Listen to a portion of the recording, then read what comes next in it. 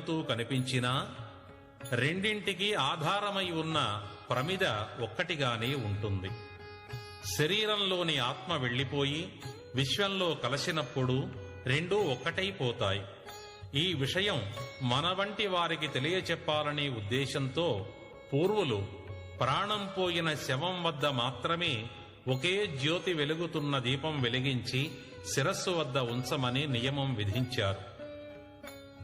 ఒకే ప్రమిదలో అనగా ఒకే విశ్వంలో రెండు ఆకార జ్యోతులుగా ఆత్మ పరమాత్మలుగా వేరుగా భ్రమింపజేసినవి ఒకటిగా కలిసిపోయాయి అని జ్ఞానం.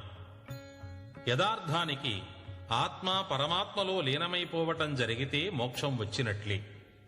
మన ఆత్మస్వరూపాన్ని పరమాత్మలో ఐక్యం చేయగలిగితే మోక్షం సాధించగలవు అనే జ్ఞానబోధను నిత్యం మననం చేసుకోవటానికి